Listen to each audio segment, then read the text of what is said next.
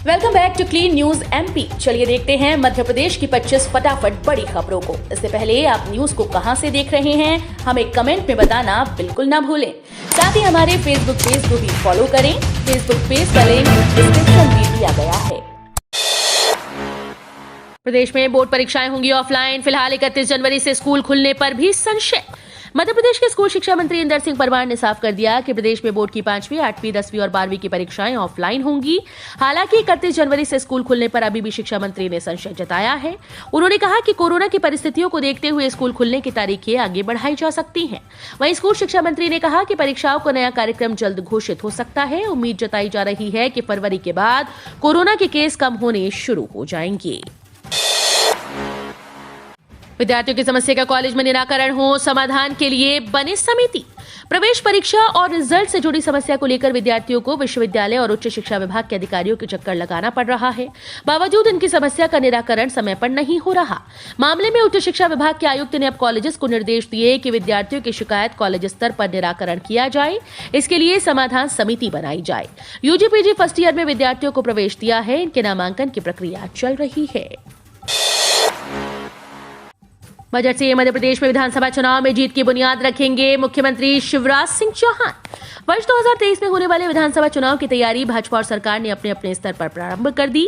मार्च में प्रस्तुत होने वाले वर्ष 2022-23 के बजट से मुख्यमंत्री शिवराज सिंह चौहान विधानसभा चुनाव में जीत की बुनियाद रखेंगे।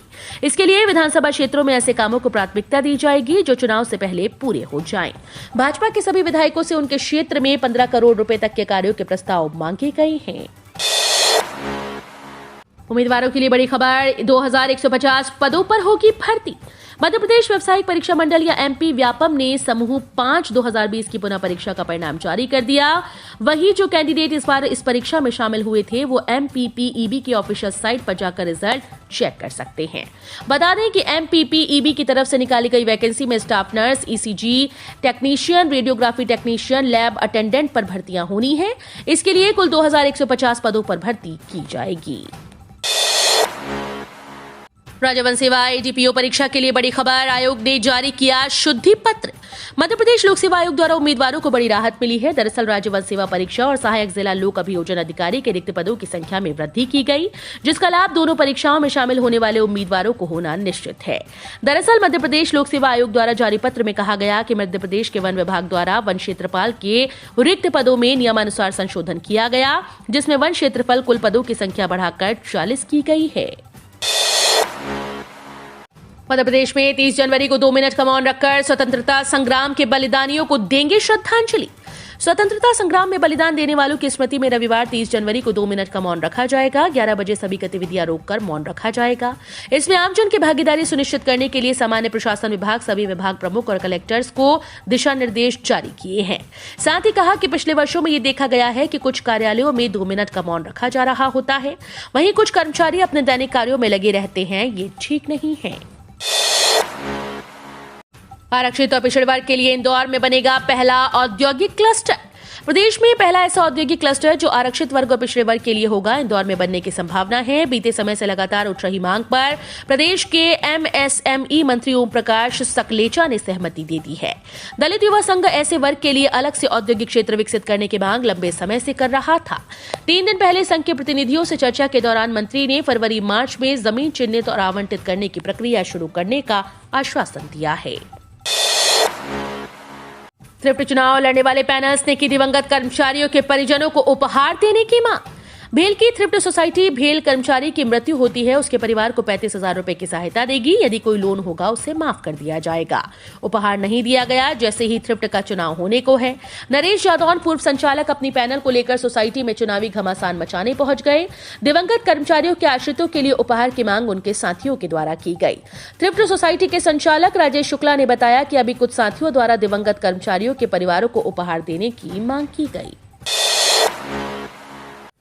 रेलवे भर्ती में मचे बवाल का मुद्दा, पश्चिम मध्य रेलवे जबलपुर ने उठाया ये बड़ा कदम। रेलवे भर्ती में मचे बवाल के बाद अब अभ्यर्थियों का पक्ष सुनने के लिए ग्राउंड लेवल पर कैंप आयोजित किए जा रहे हैं। अभ्यर्थी इस कैंप में जाकर परीक्षा और उसकी प्रक्रिया को लेकर लिखित आपत्ति दे सकते हैं। राहुल जयपुरियार, मुख्य जनसंपर्क अधिकारी पश्चिम मध्य रेलवे जबलपुर ने बताया कि जबलपुर, भोपाल और कोटा मंडल में ये कैंप शुरू हो गए, जो 16 फरवरी तक अभ्यर्थियों की शिकायत दर्ज करेंगे। मध्य प्रदेश के लोगों के लिए राहत, बिजली की कीमतों को लेकर आई है ये बड़ी खबर। मध्य प्रदेश के बिजली उपभोक्ताओं के लिए फौरी राहत देने वाली खबर सामने आई। मध्य प्रदेश की बिजली कंपनी ने बिजली के दाम बढ़ाने के लिए विद्युत नियामक आयोग में दायर याचिका वापस ले ली। इसका मतलब फिलहाल मध्य प्रदेश में बिजली के दाम नहीं बढ़ेंगे। दरअसल मध्य प्रदेश की 3 बिजली कंपनीज ने विद्युत नियामक आयोग में नवंबर माह में टैरिफ याचिका दायर की थी। याचिका में तकनीकी खामियों की वजह से विद्युत नियामक आयोग ने इस याचिका को रद्द कर दिया और कंपनीज ने याचिका वापस ले ली। इन पदों पर निकली है भर्ती। 30 जनवरी से शुरू होंगे आवेदन, जाने आयु पात्रता। मध्य प्रदेश में युवाओं के लिए सरकारी नौकरी पाने का सुनहरा मौका है। मध्य प्रदेश लोक सेवा आयोग ने राज्य अभियांत्रिकी सेवा परीक्षा 2021 के लिए 21 पदों पर भर्ती निकाली। इसके लिए ऑनलाइन आवेदन की प्रक्रिया सोमवार 30 जनवरी 2022 से शुरू होगी और 1 मार्च 2022 तक चलेगी। इसके बाद लिंक बंद हो जाएगा। इच्छुक उम्मीदवार MPPSC की साइट पर जाकर आवेदन कर सकते हैं।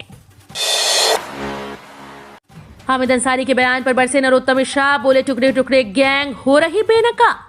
पूर्व उपराष्ट्रपति हामिद अंसारी विदेशी मंच पर दिए देश विरोधी बयान पर प्रदेश के गृह मंत्री ने तीखी प्रतिक्रिया व्यक्त की। उन्होंने कहा कि ये साबित हो गया है कि अंसारी भी कांग्रेस की टुकड़े टुकड़े गैंग के साथ हैं। यूपी चुनाव में इस गैंग के सभी समर्थक एक एक करके बेनकाब होते जा रहे हैं।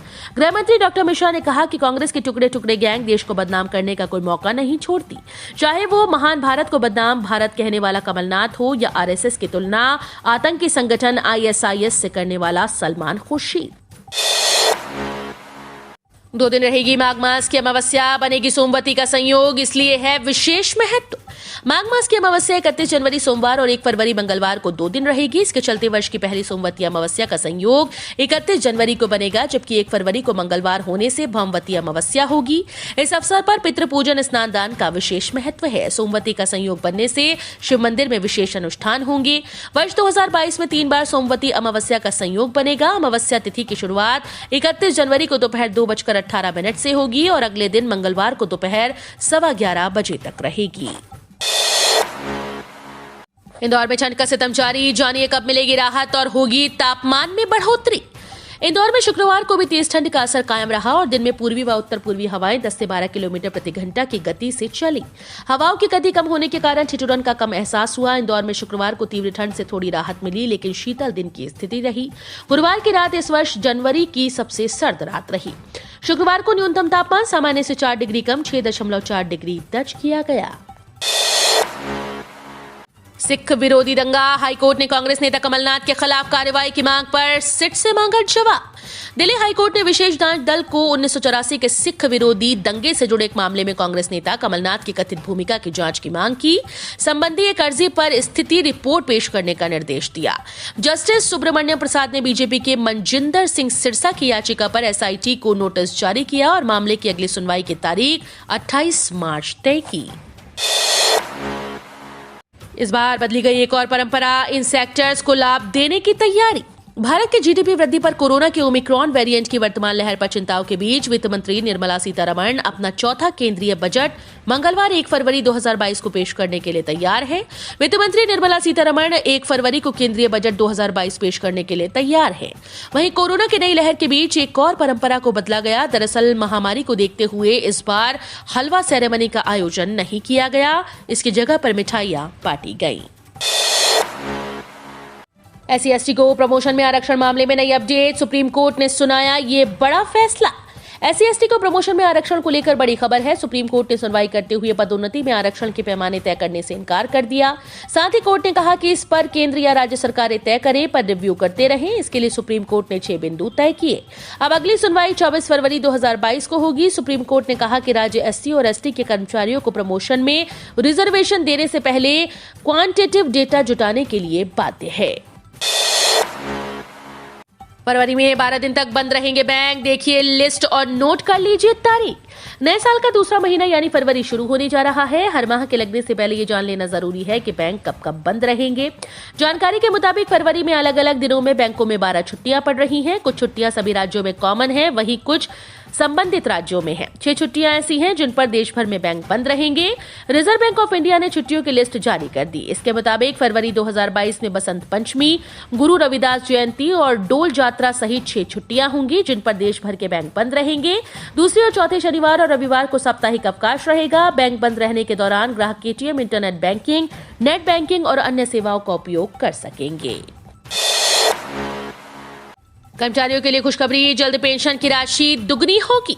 देश के 6.5 करोड़ ईपीएफओ कर्मचारियों को जल्द खुशखबरी मिलने वाली है। अगर ईपीएस पर लगी 15,000 रुपए की लिमिट हटी तो पेंशन की रकम दुगनी हो जाएगी। फिलहाल सुप्रीम कोर्ट में सुनवाई चल रही है। अगर इस पर फैसला होता है तो 20,000 रुपए की बेसिक सैलरी पर कम से कम 8,571 रुपए की पेंशन में बढ़ोतरी होगी। बजट में पेंशन धारकों को मिलने वाली है खुशखबरी, इतने रुपए बढ़ सकती है पेंशन। 1 फरवरी को केंद्रीय वित्त मंत्री संसद में बजट पेश करेंगी। इसको लेकर लगभग सभी तैयारियां पूरी हो चुकी हैं। इस साल के बजट पर पेंशन के लेकर बुजुर्गों की निगाहें टिकी हुई हैं। आपको बता दें कि देश में बुजुर्गों की एक बड़ी आबादी तक सामाजिक और आर्थिक सुरक्षा दायरा नहीं होने से कोरोना जैसी महामारी के निशाने पर है। इन वर्गों के कल्याण के लिए काम कर रहे अनेक संगठनों ने सरकार से 1 फरवरी को पेश किए जाने वाले बजट में सामाजिक पेंशन को बढ़ाकर 3,000 करने और अन्य सुविधाएं देने की उम्मीदें लगाई हैं। सोने की कीमत में बड़ी गिरावट, चांदी भी लुढ़की। जनवरी 2022 में सोने चांदी की कीमतों में उतार चढ़ाव का दौर जारी है। शुक्रवार 28 जनवरी 2022 को सोने चांदी के दामों में गिरावट दर्ज की गई। गुड रिटर्न्स वेबसाइट के मुताबिक कल शुक्रवार को सोने चांदी की कीमत में भारी गिरावट देखी गई। सोने की कीमत 350 रुपए प्रति 10 ग्राम सस्ते भाव पर ट्रेंड कर रही है। वहीं चांदी 1400 रुपए प्रति किलोग्राम सस्ते भाव पर ट्रेंड कर रही है। एक्साइज ड्यूटी, स्टेट टैक्सेस और मेकिंग चार्ज के कारण देश भर में सोने की कीमत अलग अलग होती है। एलआईसी की बीमा धारकों को मिलेगा रुपए क्रेडिट कार्ड, जानिए इसके फायदे। भारतीय जीवन बीमा निगम ने रुपए क्रेडिट कार्ड लॉन्च किया। अगर आप एलआईसी के ग्राहक या पॉलिसी धारक हैं या एजेंट हैं तो आपको मुफ्त में क्रेडिट कार्ड मिल सकता है। एलआईसी सीएसएल ने आईडीबीआई बैंक के सहयोग से हाल ही में इस रुपए क्रेडिट कार्ड को लॉन्च किया। वर्तमान में ल्यूमिन और एक्लेट क्रेडिट कार्ड विशेष रूप से एलआईसी एजेंट, सदस्यों और पॉलिसी धारकों को दिए जा रहे हैं। जल्दी इसे पूरी जनता के लिए उपलब्ध कराने का भी लक्ष्य रखा गया है। मध्य प्रदेश में पदोन्नति के लिए अभी और इंतजार, डेटा विश्लेषण के बाद आएगा फैसला। पदोन्नति में आरक्षण मामले का फैसला सुनाते हुए सुप्रीम कोर्ट ने शुक्रवार को मुद्दे तय कर दिए। अब इन्हीं मुद्दों को आधार बनाकर केंद्र और राज्यों की सरकार पदोन्नति को लेकर निर्णय लेगी। लेकिन मध्य प्रदेश के अधिकारियों और कर्मचारियों को पदोन्नति के लिए अभी और इंतजार करना पड़ेगा। सुप्रीम कोर्ट ने अनुसूचित जाति और अनुसूचित जनजाति के डेटा को लेकर जो पैमाना तय किया उसके हिसाब से मध्य प्रदेश की पूरी तैयारी है, पर राज्य को लेकर अभी फैसला नहीं आया है। 8,000 से नीचे आई प्रदेश में 24 घंटे में मिले कोरोना मरीजों की संख्या। दूसरे दिन भी सक्रिय मरीज घटे, 5 की मौत। प्रदेश लगातार दूसरे दिन भी 24 घंटे में मिले कोरोना मरीजों की संख्या कम हुई। स्वास्थ्य विभाग के द्वारा शुक्रवार को जारी हेल्थ बुलेटिन के अनुसार 71,313 सैंपल्स की जांच में 7,763 मरीज मिले, जो बुधवार के मुकाबले 1,769 कम है। इसके पहले 434 मरीज बुधवार को घटे थे। हफ्ते भर पहले 24 घंटे में मिलने वाले मरीजों की संख्या 11,000 से ऊपर पहुंचने के बाद अब गिरावट आ रही है। ग्राहकों के लिए जरूरी खबर, 1 फरवरी से बदल जाएंगे बैंक से जुड़े महत्वपूर्ण नियम। 1 फरवरी 2022 से कई बैंकों के नियम बदलने वाले हैं, जिससे ग्राहकों को परेशानी का सामना करना पड़ सकता है। वहीं अगर आप state bank of India, Punjab national bank और बैंक ऑफ बड़ौदा के ग्राहक हैं तो ये खबर आपके लिए जानना बेहद जरूरी है। दरअसल अगर आप एसबीआई बैंक के ग्राहक हैं तो आपके लिए बड़ी खबर है। एसबीआई में पैसे ट्रांसफर करना महंगा होने वाला है। 1 फरवरी से आईएमपीएस ट्रांजैक्शन में एक नया स्लैब जुड़ रहा है। इसमें 20 रुपए प्लस जीएसटी के साथ लोग पैसे ट्रांसफर कर पाएंगे। तो ये थी आज की 25 फटाफट बड़ी खबरें। अगर आपको न्यूज पसंद आई हो तो वीडियो को लाइक और शेयर जरूर करें। धन्यवाद।